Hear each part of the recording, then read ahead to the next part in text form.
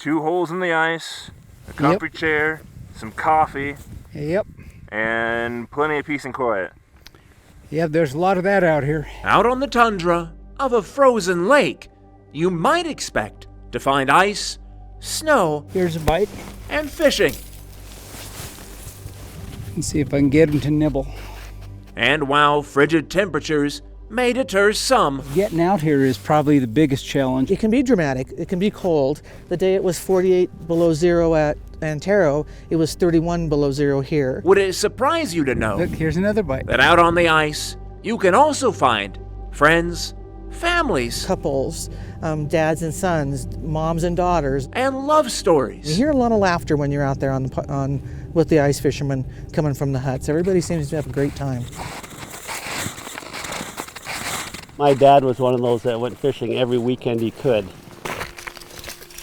From streams to rivers to the ocean and back, Mark Johnson, an angler at age 5, loves to fish.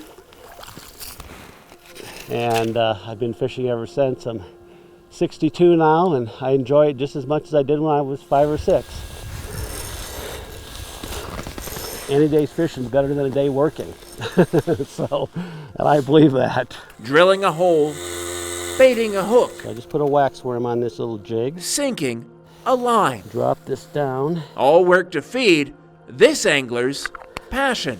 So like I said, it's definitely a passion of mine, and I'm lucky enough to have a wife that enjoys it as much as I do. It's just peaceful. It's just really nice. Gives us a chance to come out together and spend time together and be excited when each other catches a fish, which can be very exciting, although they aren't quite biting yet. For years and years since Mark met Liz. You know, better than sit in front of the TV set watching TV. We'd much rather be out here doing a little bit of fishing. Fishing has been this love story's cornerstone. We just have always enjoyed fishing. And Mark introduced me to it, and I was probably 28 to 30 years old. And it was funny, we were fishing all day, not catching anything. We were fishing for trout, and all of a sudden the fish started biting.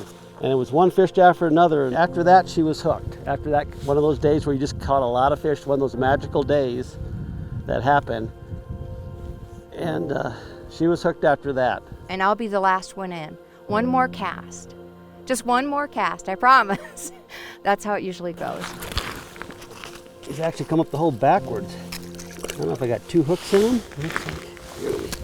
If a frozen lake and a frozen sky and a frozen tundra doesn't stop you guys from coming out and enjoying fishing, does something stop you guys from doing what you love?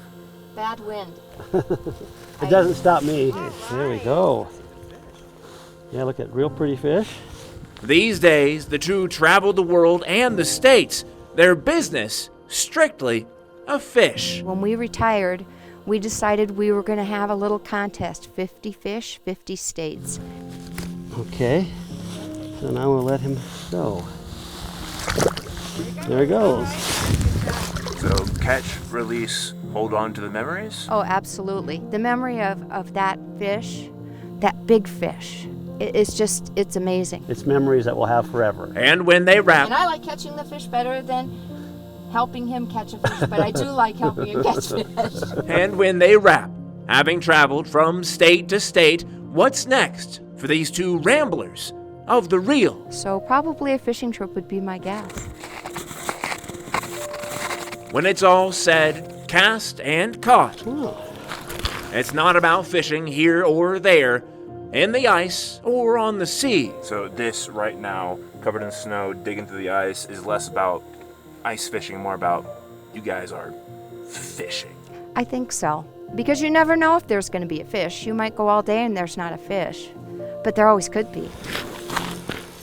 And there always will be a passion to find out together. Other than injury or illness, I don't see us really stopping. I really don't.